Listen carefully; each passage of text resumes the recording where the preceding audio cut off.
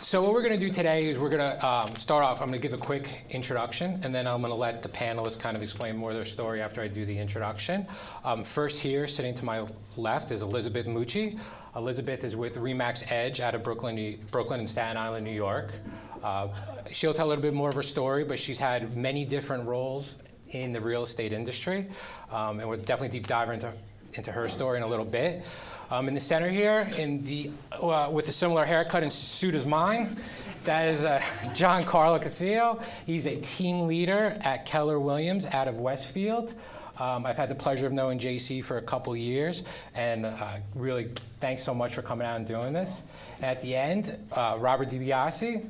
Robert's worked with numerous different companies. He's been in DC. He's worked for real estate companies out of Manhattan, did a lot of business out of Park Slope. He's also been on the management side, managing and growing for a regional company. So again, I just want to say thank you to all three of you for coming out. And we will open up for some Q&A partway through and at the end, all right? So Liz, start us off. Tell us a little bit about your story. Hi, everyone. So my main market is Staten Island, New York, and Brooklyn, and I'm with Remax. I got into the industry at a very young age of 17.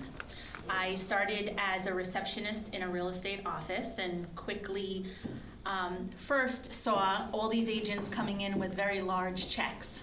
And I said, okay, well, how can I do that? So as I was a receptionist, I went to real estate school just to kind of understand how to do my job better. And that's just the type of person that I am. I'm sometimes almost an overachiever. I want to know more than I need to know. So I went to real estate school and I said, you know what, having my real estate license is something that I can always fall back on, and I was in college. I started working for a very large company in Staten Island, and I became the broker's assistant. And I said, well, okay, I'm basically doing all of his work. So then I went in and I said, okay, I'm gonna get my license. So I went and got licensed, and I was a franchise owner for Exit Realty, and then I went into opening up a Keller Williams office as a launching team leader in Brooklyn. We brought that office from 0 to 150 agents in a very short time, and #1 in the market as well.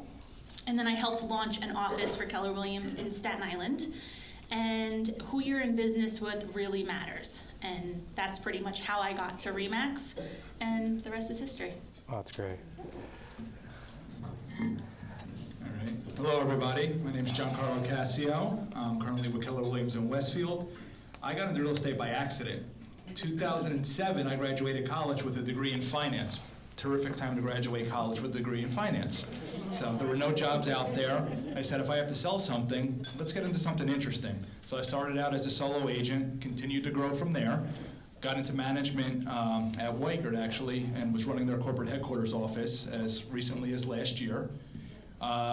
Just saw how the field was going and where everything was going with it, decided to get back into the sales field and build my team, which I currently have now. Just able to leverage myself a lot more, and that's where we're at now. I have a team of 3, an assistant, and an ISA that works for us, and that's where we are.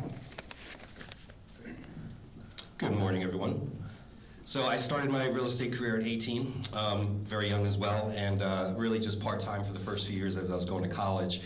And I've been in a lot of different facets of real estate, from sort of the discount model to REO to building a business focusing strictly on townhouses, commercial real estate. The only thing I haven't really done is the luxury market, and I'm definitely going to stay away from that for now. Had licenses in 7 states. Right now I'm currently licensed in Connecticut, New York, and New Jersey. I started my career down here at the Jersey Shore, but right now I live in Manhattan. And I've been in New York for about 7 or 8 years. That's great. Rob, tell us about some of the biggest challenges you faced in your real estate career and some of your biggest successes in your real estate career. I think some of the biggest challenges is where do you start, and starting over. And real estate is a sort of a volatile career. There's a lot of ups and downs and a lot of changes, economically that you go through. And I think I've always been able to adjust like a chameleon and just work the market that is working right now. You know, when you're in a changing market, of course, you know, you have to focus on the buy side. When it's a hot market, you focus on the list side. And I think the main thing, the reason I've had success as an agent is because I've always wanted to specialize in something and own it, learn it, know it back and front, and just focus on one thing that you're good at instead of trying to know everything, know every area, know every product type.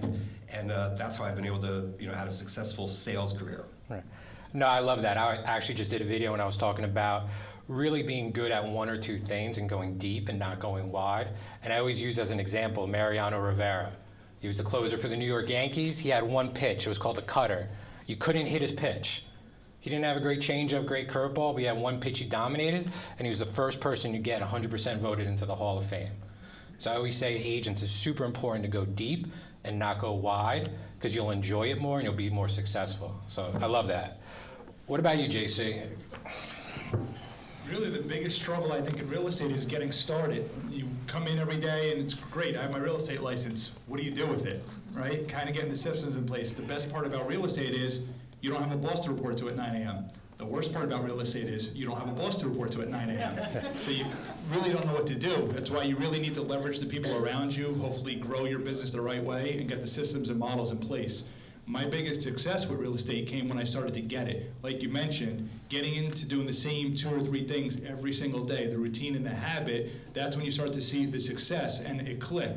Real estate is kind of just stupid repetition. The more you do the same activities, the better the results are. That's great. Liz?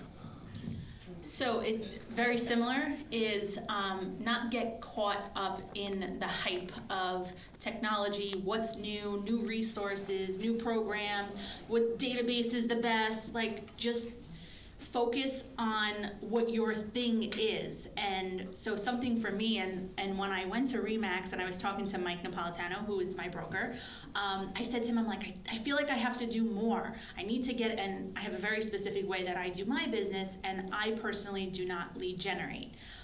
So I said to him, I said, you know, I think I need to get on the phones and call expireds. And he's like, Liz, that's not your thing. Right. That's not your thing. Don't focus on that. What are you good at? Focus on how you can make that even better. And that was just a huge light bulb for me. Just focus on your niche. Don't get caught up in the hype of what's going on in the industry, because the more you focus on that, you'll quickly get weeded out, you know? So. Okay. No, I couldn't agree more. But listen, you guys are all busy executives, agents. Why are you willing to come here on a Wednesday afternoon and take time out of your busy schedule and share with colleagues? So there are no secrets. What I do in my business is not a secret. I'm sure what they do in their business, there's no secret answer. For me, this is actually part of my business. I run a big team of, and I mean team, it's just me and my husband, but we do a lot of transactions, and our business is solely focused on referrals from agents. So agents in New Jersey that have people in Staten Island that are moving from Staten Island to New Jersey, that's my source of lead generating. So for me, thank you, this actually helps me in my business. But really, there's no secret to this business. I think it's just such a small industry also. I mean, I've seen friends here who I haven't seen in 10 years. You know, we always get back, you know, it always comes back around.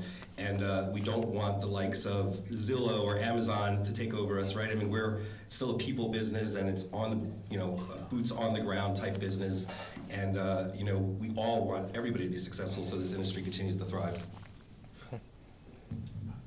Yeah, just to echo the same sentiment there. The better that everybody's educated in this field, the better it's going to be for everybody. Everybody's going to be in the field that's here right now regardless. You might as well, you know, be more well-versed and ready to go out there and have some good tips on what to do. You know, JC, going off of that, talk a little bit about education, how important it is in your business. I know personally, I set aside on my budget a certain amount of money towards education, coaching, and everything to help sharpen my skills. Talk a little bit about how important education is for you and how you've used it in your business. It's huge. This, industry is revolving and evolving every single day. There's different things coming out, different threats. Just being able to educate yourself on different tips that you can do on what the new technology is, if you need to do that. Or just, honestly, something as having a coach that you check in with every week. I'm big on that. I have my own personal coach that I work with on a weekly basis. So education's huge. It's real easy to get stale in this business. It's real easy to not keep doing what's important every day. So just being able to educate yourself. Me personally, I make sure I go to something quarterly that is out of the area, just to get a different perspective than the typical person that I can listen to in my office. I do that, and then I have a weekly coaching call, like I mentioned, just to make sure that I stay fresh and someone's checking in with me. Yeah, I think taking advantage of your boards that you're with also, just making sure you go, take time to schedule those into your calendar, to make sure that you're learning. I always find a lot of value going to like an Inman conference also.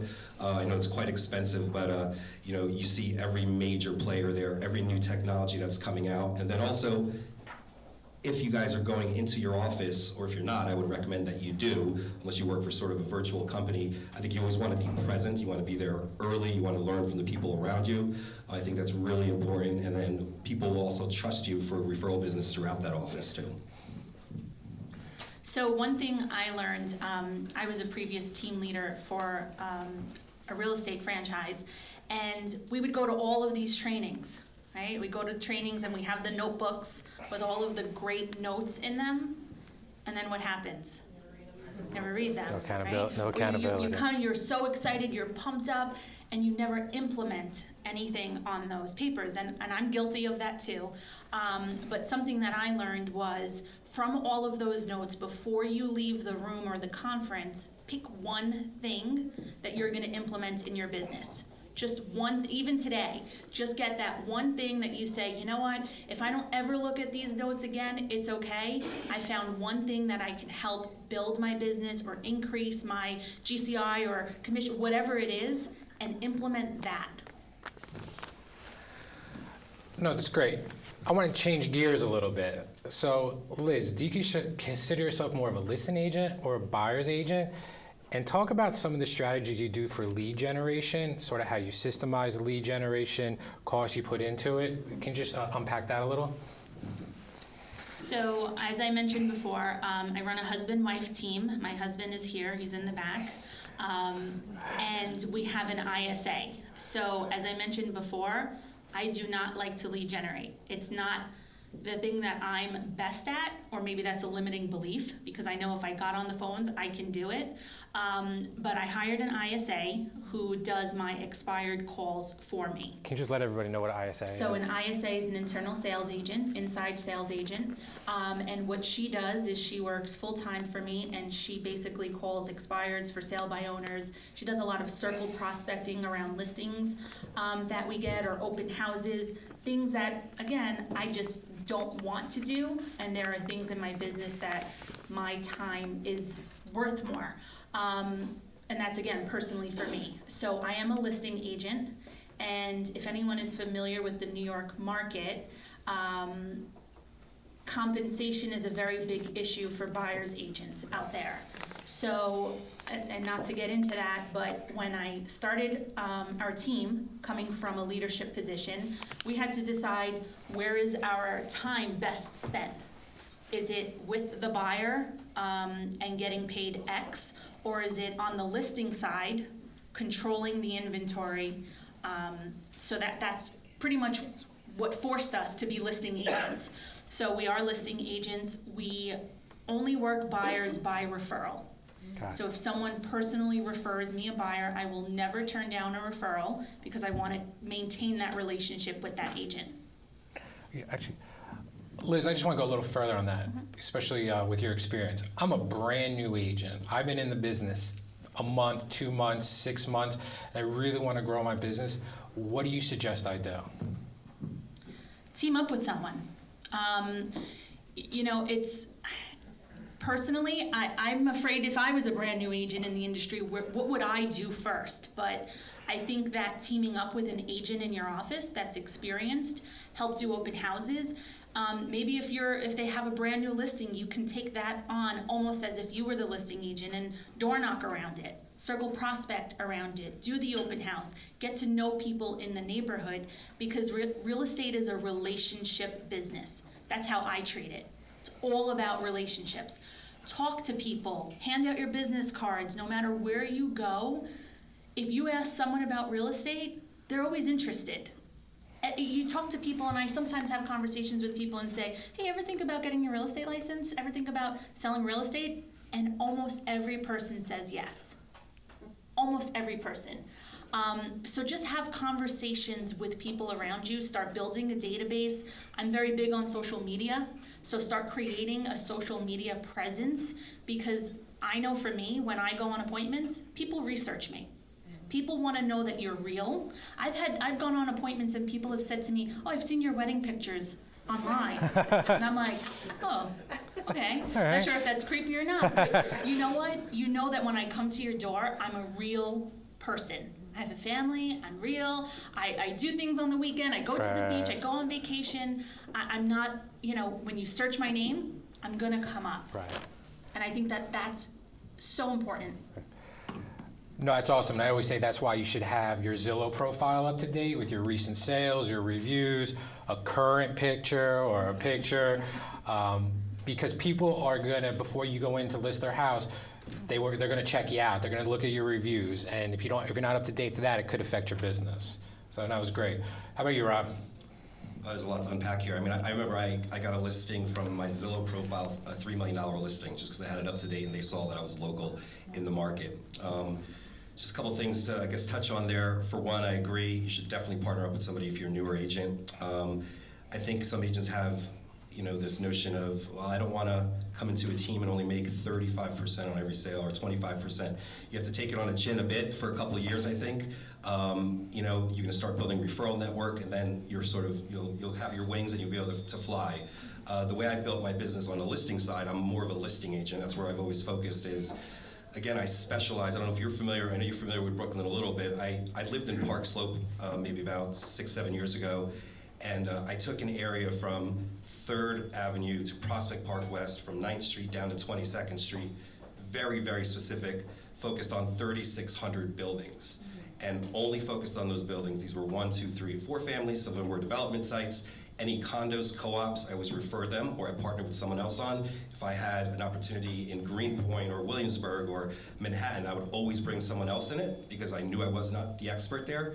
And the way I built the business was just cold calling. Now, I offered them something of value, whether it was a new sale or a new listing, even if it wasn't my own. And it might be a little bit different in New York because we have access to the data a lot easier, I think, from the Department of Buildings. And then, I've never been really keen on buying lead generation. I know some of you guys have had success with Zillow, and I've tried it all from Zillow to Bold Leads to many other products. And I feel that when I've been buying these leads, I spend so much time focusing on the leads that are very low conversion that I don't put my time on the sort of blocking and tackling and the least expensive way of prospecting, which is cold calling. Rob, just unpack that a little bit. Did you use any special programs for cold calling? Because I know a lot of people get lost in the paralysis. I'm going to start cold calling. I'm going to call expires. I don't know what to do, so they never do it. No, I mean, I would call building owners. Some of them own multiple properties. I was usually offering something of value, like I said, not calling, just saying, do you want to sell your property? There might have been a listing taken by Corcoran down the street, and I just let them know that a new property is for sale. And since they live in a neighborhood, I thought they'd be interested in hearing what their property is worth, and then they're going to keep hearing my name over and over and over again, plus the postcards, plus they see my signs. And over time, my name just resonates with them, and they know that I am the local guy in that neighborhood. Basically 250, 300 calls a week was my target. That would get me in front of 2 or 3 people a week typically. The only system I used was just a phone, a headset, and basically reverse lookups and Property Shark, which we use in New York. No, what I love about that is both Liz and Rob, what you guys discussed, really didn't cost a lot of money. right? Going deep on relationships, building relationships with agents out of the state, getting referrals, calling owners.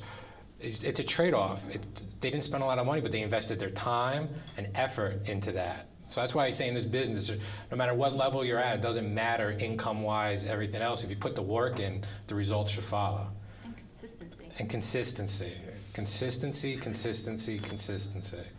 Because I saw some people's face when he said 250 calls a week. Some people gave that shock look like, what? Smiling, dialing. Smiling and dialing. JC, how about you? Well, I agree with the both of you up here. Your approach kind of changes as you evolve in the business. So when I first started in real estate, I wore out a lot of dress shoes because I was door knocking. I couldn't afford to spend money on these systems. I knew I wanted listings, and the only way to go about it was doing that, door knocking and making phone calls. That's how I started. Luckily, as I continued to grow in the business, able to leverage myself with time and start to put people in place. So I focus on listings, and honestly, I don't do majority of the work with it. Carl, you can attest to this. I have an inside sales agent that makes calls for me. She cold called me about 3 weeks ago on a listing. And I started laughing, and I'm like, who you calling for? And I called him up, and I said, your ISA just cold called me. At least I know what she's doing. She's logging the hours, so it works. So just being able to leverage yourself, really. So I really have an inside sales agent who makes calls for me on expireds, for sale by owners, and circle prospects the area. That allows me to come here and do different things like this. Or if I don't want to go in on a Wednesday because we are working on the weekend, it allows me to do that. Me focusing on listings allows me to bring value to my team that I'm trying to grow now. What's one of the main reasons somebody might want to be on a team? Leads. So listings bring good buyers, and being able to give them the leads from that is value that I'm adding to them. I do a couple other things. I am big on online lead generation. I feel the leads that you get online are only as good as the people working them. So if you're in every day in the office, what are you doing, right? You should be lead generating. We start our mornings 9 to 12 every day, lead generating. So that's how we focus it. So our inside sales agent and our online lead generation are how we start every single day. No, that's great. I want to just take a second and see, because this is a lot of good information that was just given. Does anyone have any questions they want to ask me about systems, programs, anything like that? I think it's a good place. Kathleen? The young lady, I just wanted to ask the internal sales agent, so that's someone obviously that's licensed. She happens to be licensed. She has a real estate license. She knows what the best use of her time is. She doesn't want to go out there and spend money getting listings. She doesn't want to work. It's not what she wants to do. So I happen to fall into someone really great that loves to be on the phones, loves to follow up, and yeah, she happens to be licensed. Yeah. Okay. I got a question. How did you go about prospecting for your ISAs? I can answer that. Mine is outsourced, actually. Mine's virtually overseas. So I interviewed Philippines. I interviewed probably 10 different companies, had them give me recordings, went over it all, and then they have certain systems that I put in place that they have to follow. I'm not on a contract with them. They have to perform on a week-to-week basis, and so far, so good. She's been getting me, on average, 2 appointments a week. So you recorded them?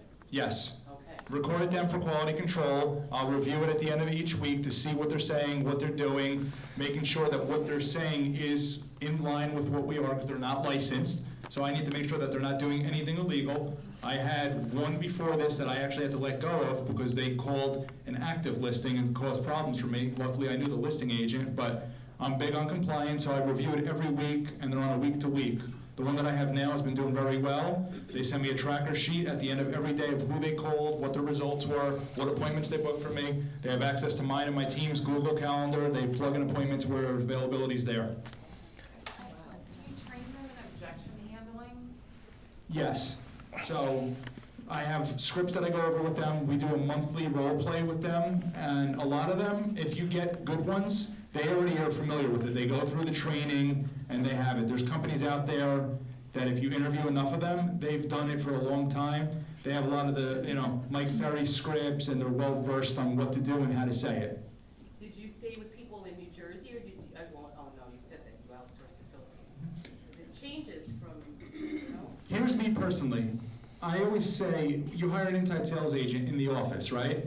And let's be honest, it's a burnout position, right? How many people are gonna consistently wanna call 40 hours a week for the next 10, 15, 20 years, right? The pay grade isn't that great for it. What's going to happen? You're gonna either have somebody that burns out and it doesn't stay in the role, or they're gonna get so good at it that they're gonna want more, and they're gonna want something else. And then here I am, I'm either gonna be rehiring somebody every 6 months because I had to let go of the person that wasn't working, or they got so good that I'm gonna have to retrain somebody else because now they're doing something else for me.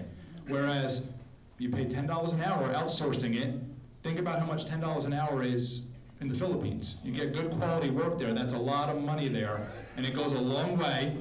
And honestly, they have no problem doing it every day. A lot of people here, they get a little bit defensive with it. Over there, it just works. So just to answer a different perspective of that, my ISA is local in Staten Island. She works from home. She has flexibility. She logs her hours. At the end of the day, she tells me how many calls she made, who she spoke to, sets appointments directly in my Google Calendar. I like having someone local because she can have different types of conversations with the expireds and for sale by owners. So she knows the areas. So she can relate to them a little bit more. And we actually just took an expired listing that she set the appointment, and the people actually said to me, had you not had a persistent assistant, because the outside world doesn't know what an ISA is, if you haven't had such a persistent assistant, there was no way you were getting in the door. And she just complimented her so much for following up, consistency, just being on the phone, being able to have a conversation with her. And for me, I have that extra person that if a door needs to be open, she can go open it. But how did you find her? So, by accident, really. Not looking for an ISA, not looking to bring anyone else on. Someone had recommended and said, hey, do you want to split someone to make phone calls for us? And I was like, okay, that can't be bad. And so her background is she was in the car business. So she was always on the phone and appointments and follow-up. And she was making appointments for copier machines. So, those people are on the phone all day, and she had a really hard time because she was getting cursed out on, and appointments weren't following up, where, it kind of was a fit for her because she had her license, she liked real estate, and, diamond in the rough, really. She has no desire to become an agent? Nope. Like what David is saying? So on top of her getting, paid as a full-time assistant, we'll call her, any personal referrals she gets, she'll get a referral fee on top of that, so there's an incentive. Every deal I close that resulted in a call that she made, she'll get paid as a referral. So it gives me the opportunity, because she's licensed, to pay her extra and incentivize her. And I think finding people, sorry, one second. And I think finding people is, you got to put it out into the universe for it to come back to you. If you're looking to add something to your team, or you're looking to add something and nobody knows really besides you, it's not going to come back, right? So when people say, I want to expand, I want to do this, the first thing you have to do is you have to start putting it out there, right? Question back there? Yeah, again, for Staten Island. I recently acquired an ISA, literally just last week. Okay. So far, so good. Booking, kind of paying per appointment and incentivize when it closes, but I'm new to this. So I'm kind of I was struggling a little bit with what to give her. So it's just really a lot of for sale by owners. And it's like 5 for sale by owners this week, which you're going to hit one of them. Right. And that's cool, but that's a lot. And you had mentioned something that was interesting, circle prospecting. So can you tell me what structure you have for circle prospecting? You know more into that? Yeah, so every time we get a brand new listing or go under contract or sell something, she automatically calls the block, the area, 200 or 300 homes within that area, and it's a different call. So it's almost like a treat to not have to call the expired sometimes, even for her, because it's a different conversation you get to have with someone.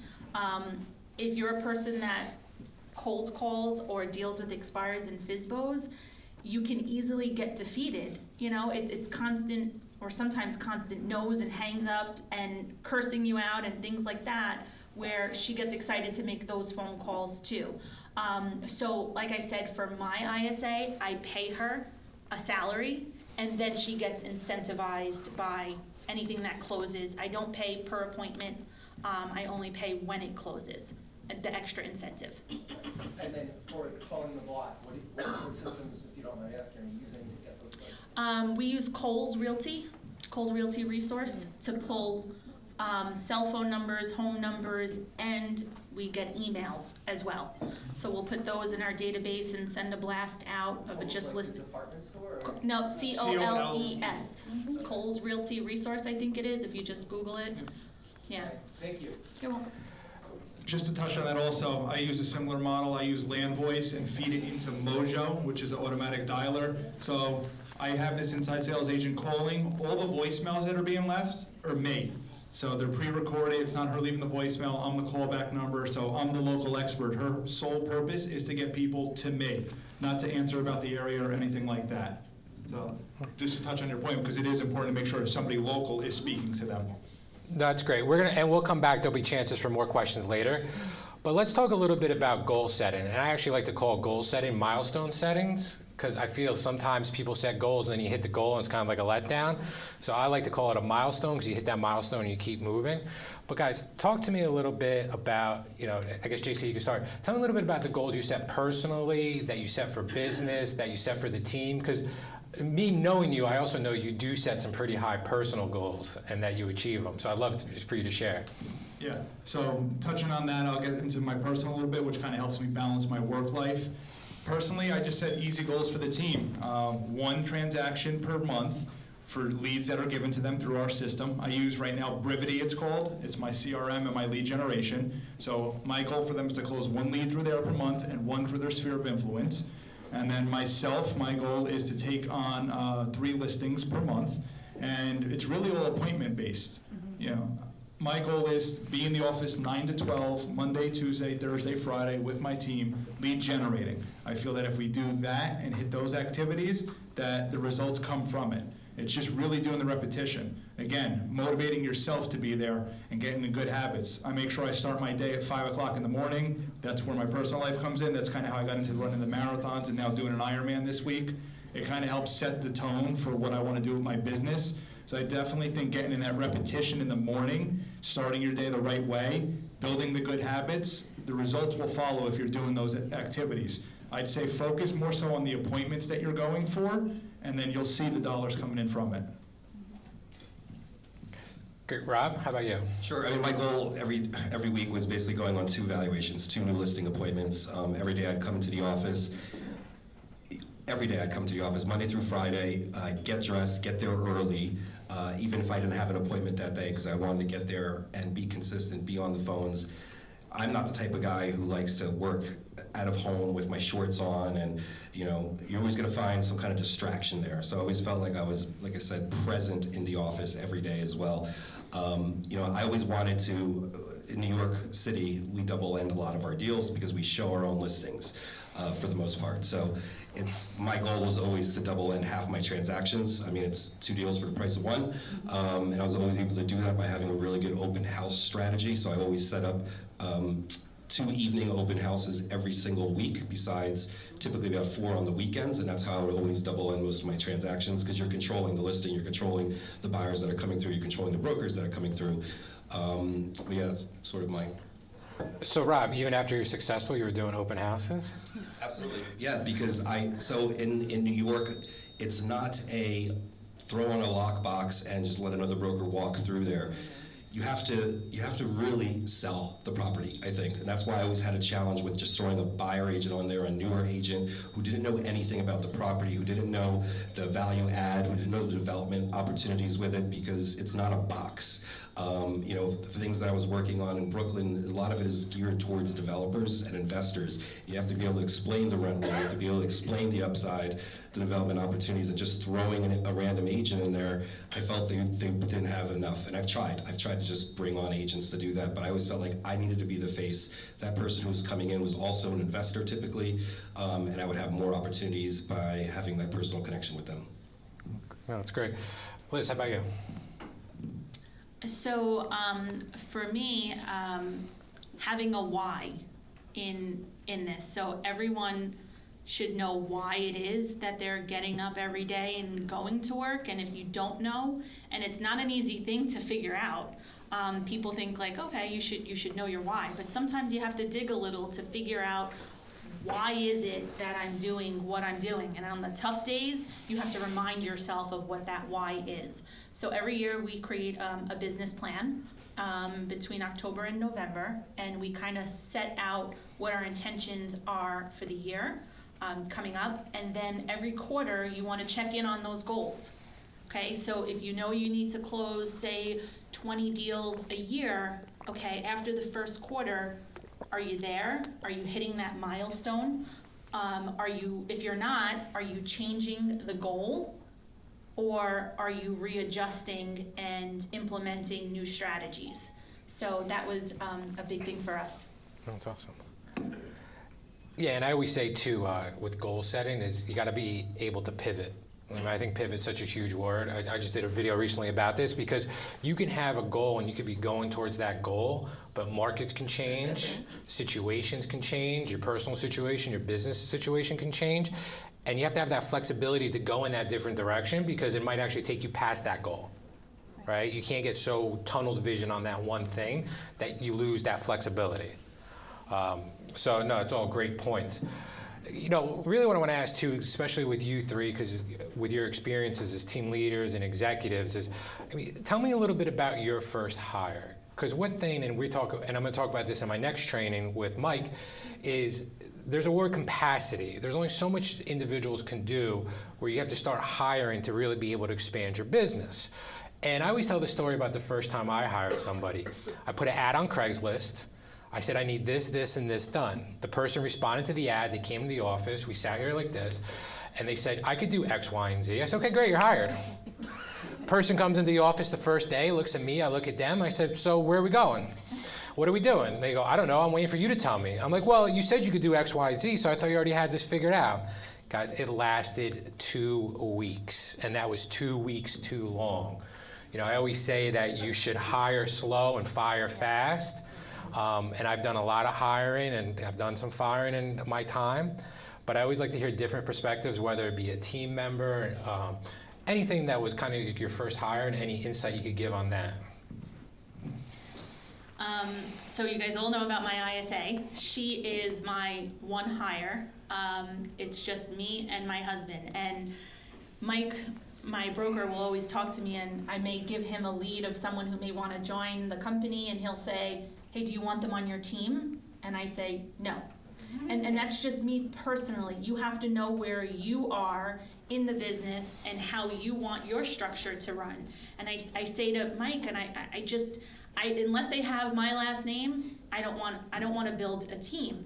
I think between me and my husband, we're a powerful force together, and there's a responsibility with having someone on your team. And for me, I know that I would start sharing my commissions and doing things that I probably shouldn't do as a team leader with having buyer's agents on my team. So just that's a personal decision for me. We can scale our business enough right now that we don't need someone else on our team, and we'll close about 25 to 30 deals between the two of us, and our business is rocking and booming. So the only person on my team is an ISA. No, I love that, because I think starting a team is sort of the trendy, cool thing to do in the business. And I think sometimes people go down that path and realize it's not for them. And in fact, when they thought they would make more money and have more time being a team leader, they actually realize that they're making less money and have less time. I always say, I remember one time when I was a team leader, I was writing a contract for one of my team members, and I was like, wait, who's the team leader and who's the team member? So right there, I knew to blow everything up on the team and restart from scratch. But how about you, Rob? I mean, I think it depends on what you're really doing in the industry right now. I mean, when I built regions, I mean, I did a lot of fog and mirror tests, because I needed people just to take some of the bandwidth that we had as far as lead generation and, cover large territories. Of course you're going to fire a lot of those people because only 30% of them are probably going to be, worth the business that you give them. I think as far as building a team, I think you have to start off slow. I mean, my experience is, again, it's the whole office culture thing for me, just because I get to see their day-to-day, how productive they are, how motivated they are, what they're doing on a day-to-day basis. They are the face of you. So I started off slow by just referring my buy side, having her come on some of the pitches with me that I go on, and then I actually left, and they continued to build, and now they're one of the most successful teams with a top firm in New York City. That's awesome. JC? Yeah, so my idea to start a team kind of came into my head back in 2015. It was my last year as a solo agent. I was up to 45 transactions without an assistant, and I said, I can't keep up this way. I'm going crazy. So I decided to go even crazier and got into management, where I went to a company where I was in charge of 1,000 transactions per year and not getting compensated for any of them. Got into management for about 3 years, and then I said, you know what? I want to get back into Salesforce, but I want to be able to use what I know now to leverage a smaller team. I agree completely, not growing it too big and not having value to everybody and not being able to, keep the core value of what you want to grow in place. What that means for me now is I have a small team of 3 where I'm able to coach them on a daily basis. So an hour of a day that we spend is dialogue. All right, how'd it go today with your conversations with the leads that you had? Here are some tips of things that maybe you could have said or done, and I'm there for them. It's a small, tight group. We all have common goals. We make sure that we're in every day together, but we also know you're taking off on Wednesday. Go do what you have to do with your family, or if you have to do that, book it that way. But when it's a small team where I'm at right now, I think it's very manageable, and I'll scale it a little bit, but I don't want to get too out of control because I want to be able to be hands-on and make sure that it's running efficiently. JC, can you unpack a little bit of the technology and systems you use with your team? So we start our morning every day at 9 a.m. the same exact way. I use what's called Brivity. There's other ones out there familiar with Boomtown and some other systems like that, very similar. Every morning we start at 9 a.m. We start by clicking last visit on our website for their leads. And every morning, the team, they start by calling the buyers that they have in their system that were on the site last and work backwards. Simple as that. So somebody was on the site 2 hours ago, we know exactly what they were looking at. They might have 25 people that were on the site in the past 24 hours. So just working smarter, not harder, not trying to cold call. You're strategically looking at, okay, this person has some interest because they're on our site. We're going to follow up with them. So that's how we start every single morning, as tedious as it sounds. I want to take a quick second and just take another pause. Does anyone have any questions around hiring? I'm passionate about hiring because I've done it the wrong way. So I try to spare as many people not to go down the path I've went. It could be expensive and very taxing. So does anyone have any questions real quick about hiring for any of the panelists? Suzanne? I have a question between Rob and Elizabeth and JC. The conversion rate for Rob was 2 in 200 to 300 calls. He gets two appointments a week. Tell me about your conversion rate from ISA when you convert that as compared to what Rob does. I'll start. So my ISA, she'll get into about maybe 500 calls per week, and on average, I'll go on 3 appointments per week. That's where I'm at right now. So I'm pretty similar with my ISA, between 85 to 100 calls a day. And what she reports back to me is how many calls she makes and how many people she speaks to. Because you could make 500 calls in a day, but if you don't speak to anyone, then there's something wrong. We've got to change a system in there. So from that, she'll set phone appointments for me. So she'll set some direct appointments that I'll just go and meet with. And then some people on the fence who are maybe a little defensive, she'll say, you know what, instead of having to meet in person, can I just have you speak to her?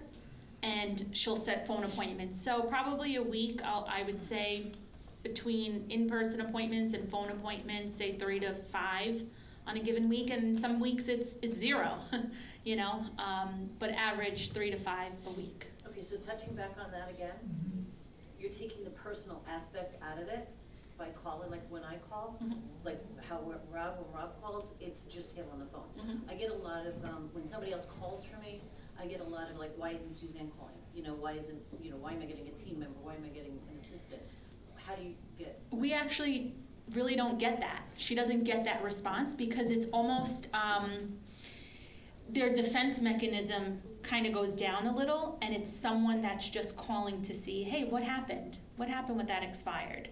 You know, talk to me. She's building the relationship where if I were on the phone, I want the appointment. I don't want to know what happened. I just, you know, I want the appointment. So it's actually, it works pretty well for us. And then, like I said, when she's getting the resistance from them and saying, well, we're not moving, we're not selling, we don't want to, the house is no longer on the market, she'll close in for, hey, can I just at least get you on the phone with her?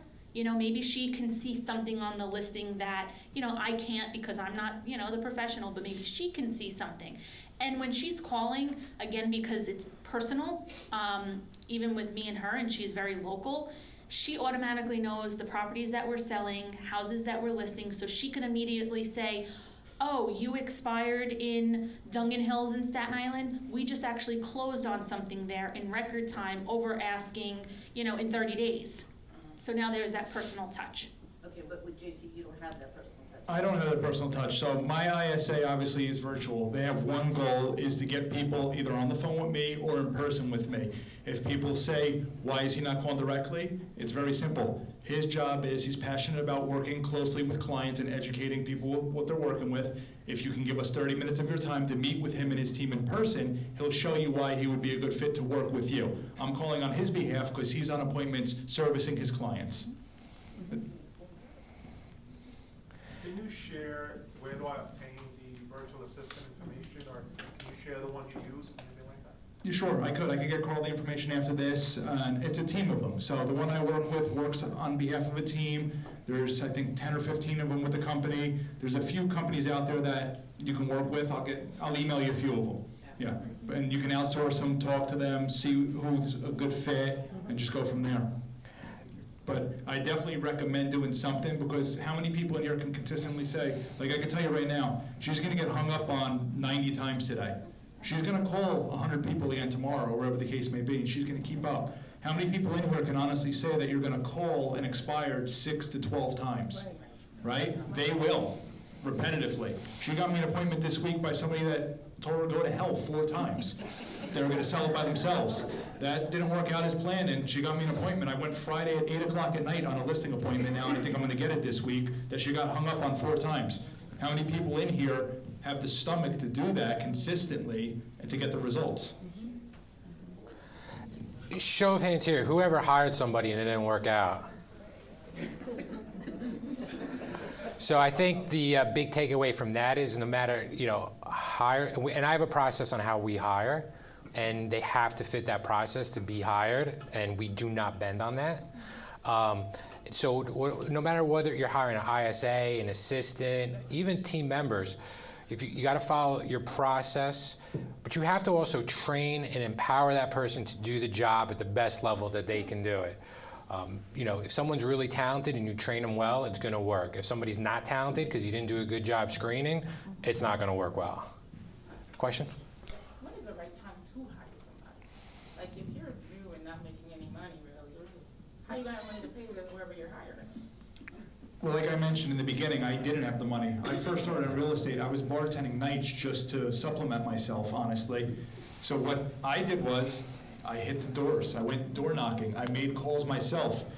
Luckily, like I mentioned earlier, I got to a point in my career I was able to leverage time and money by giving that out. In the beginning, honestly, there's no secret. You have to be comfortable prospecting in order to generate business. If you're not comfortable prospecting, I hate to say it, it's probably not going to work out for you in real estate.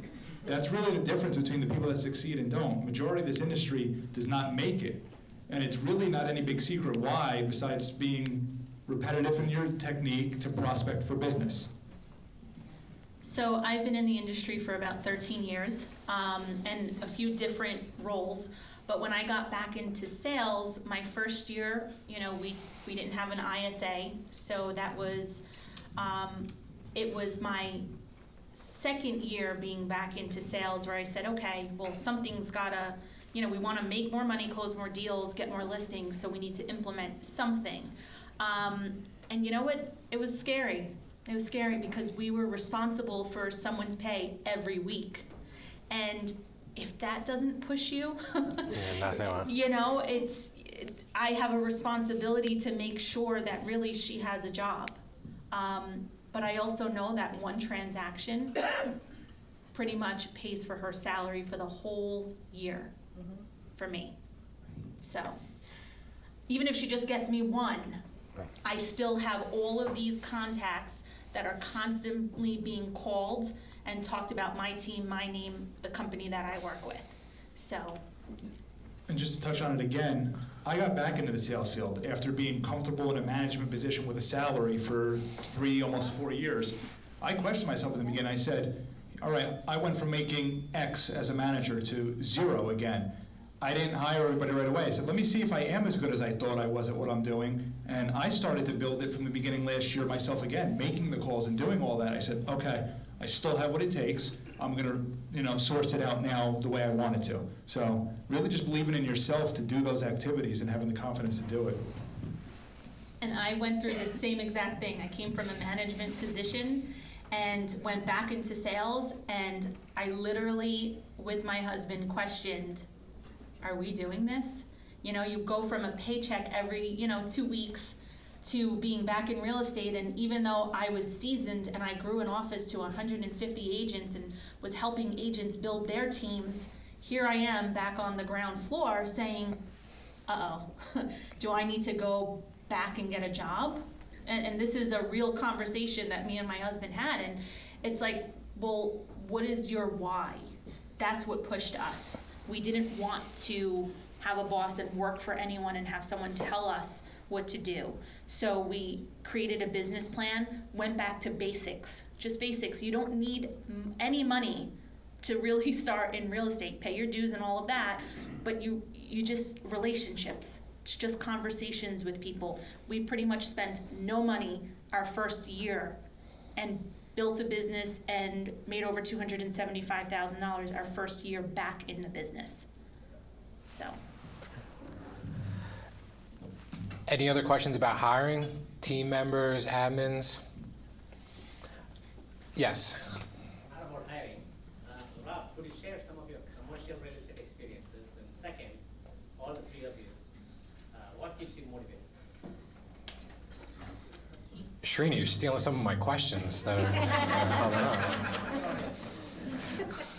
So I was living in DC back in 2012, I believe, and the top boutique, the #1 building sales firm in New York City asked me to come up and be managing director for 2 offices. And I said, I'm flattered, but I don't know anything about commercial real estate, nothing.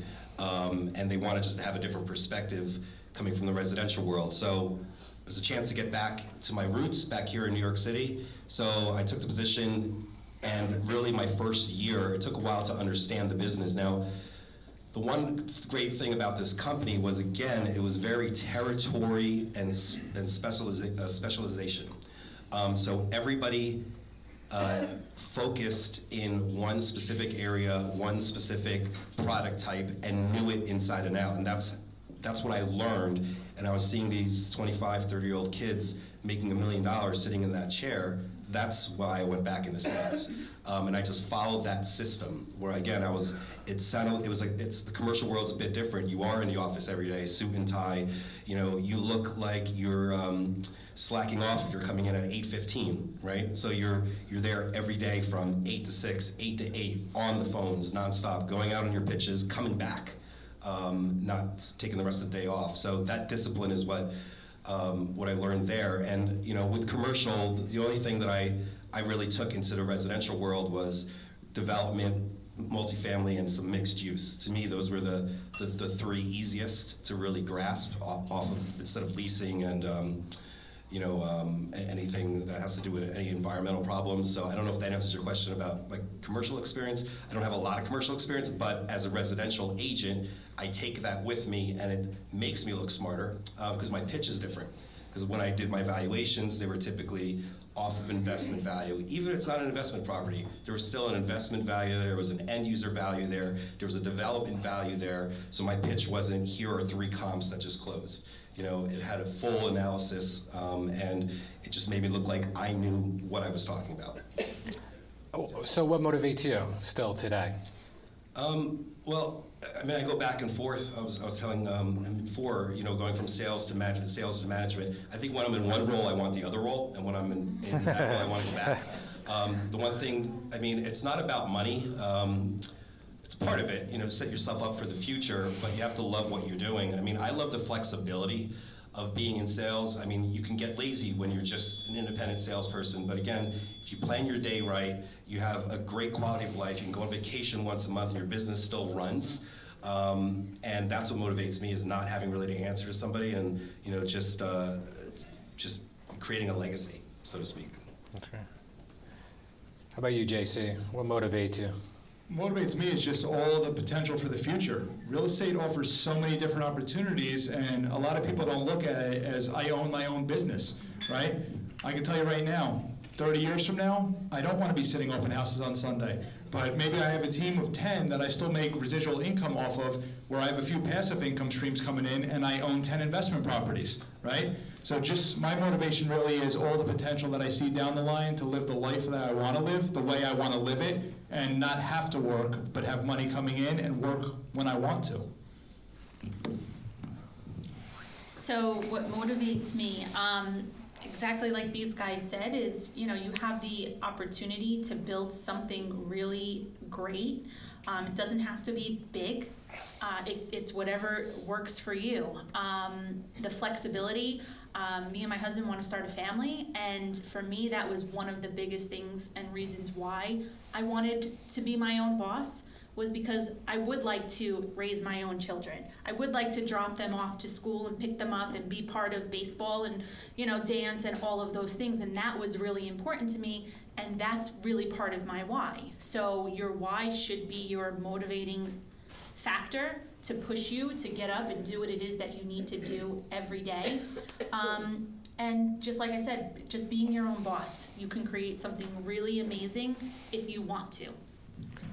Just to touch on that too, for those that are considering building a team or that already do, you have to genuinely care for the members of your team. So what I mean by that is, if my team members don't get their why before I do, then it's not going to work out. You really have to genuinely care and get these people to their goals if you are building a team, in order for you to see the return on what you want.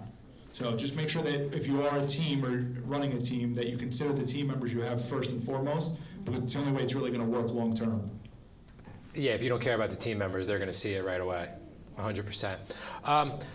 One last question, then we'll do some Q&A. And Rob, I think you led into this question perfectly with the vacation once a month.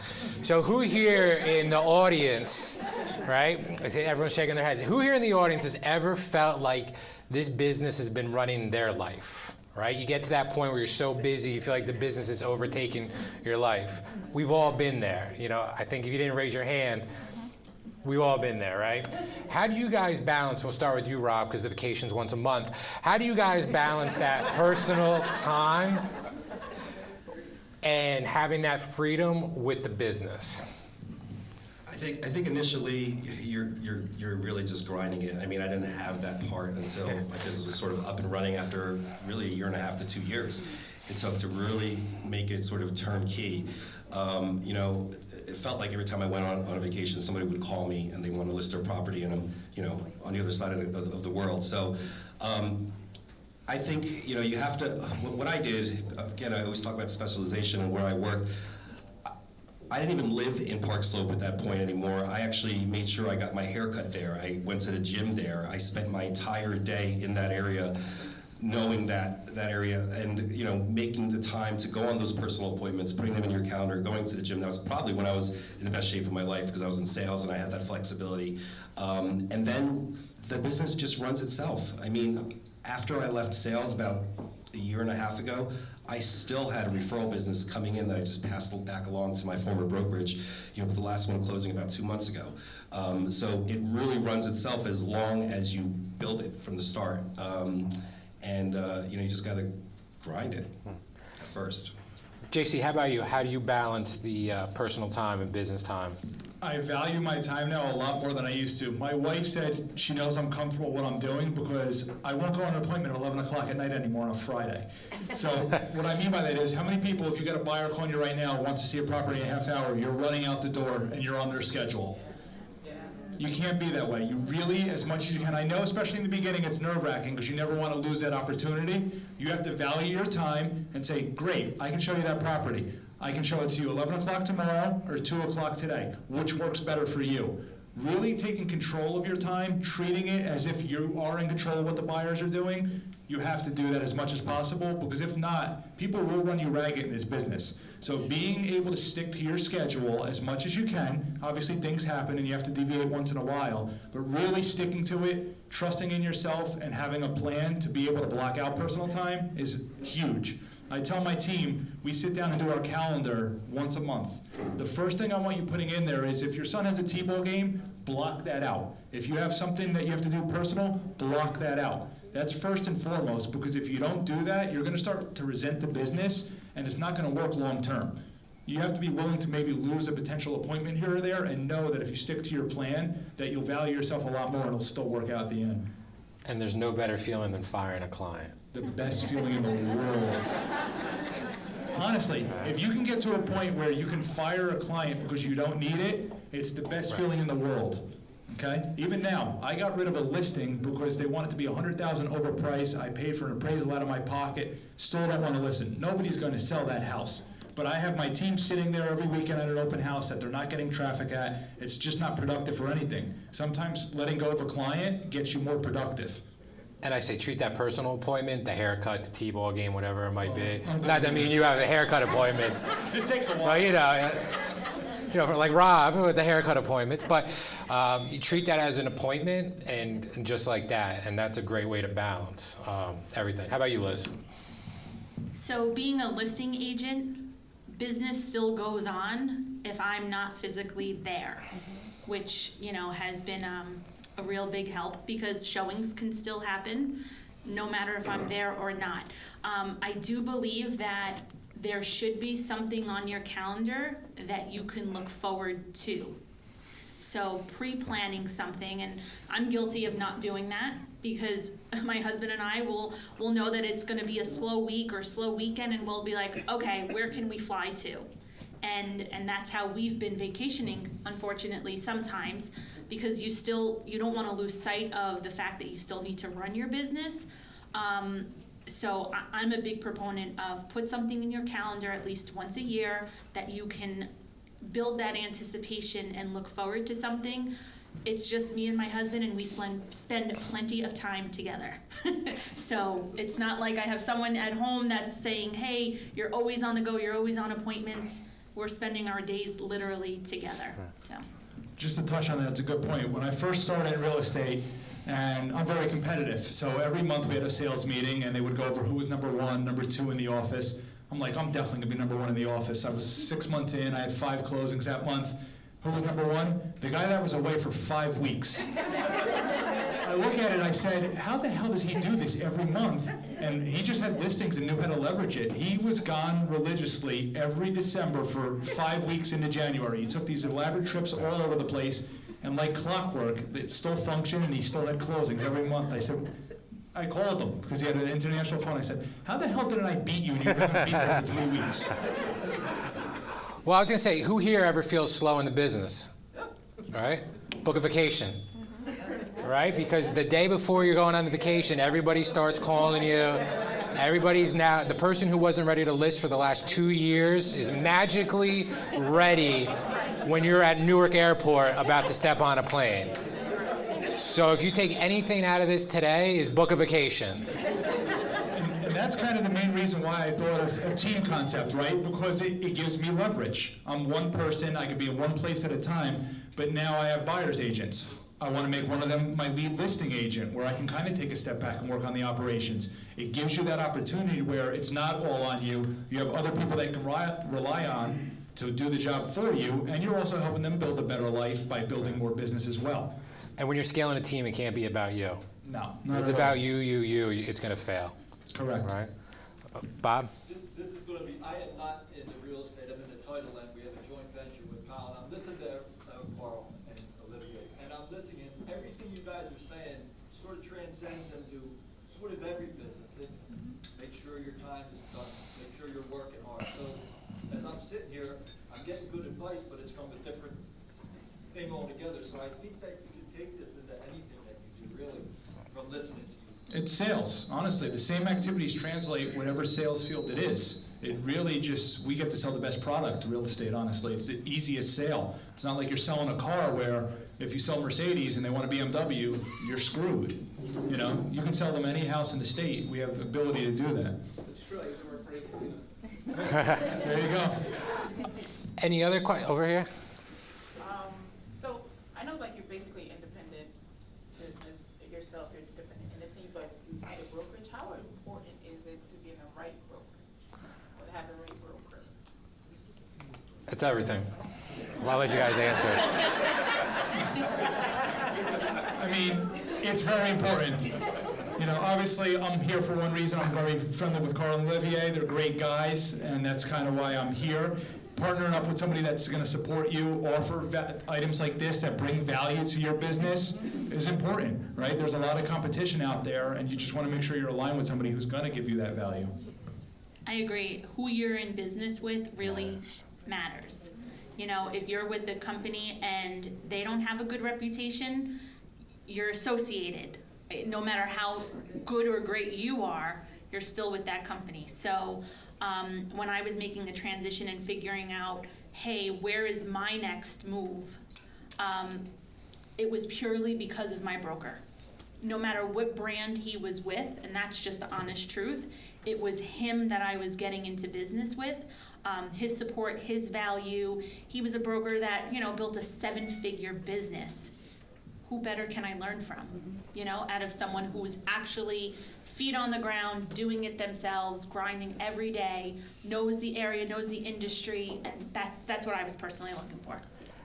And if you want to come learn from him, he will be here October 9th with me doing a training about scaling your business to 7 figures. And just as great as they are, it really comes down to the individual. At the end of the day, they can coach you up all that's possible, but if you're not willing to put the work in to get to be successful, it's not going to matter what brokerage you're with.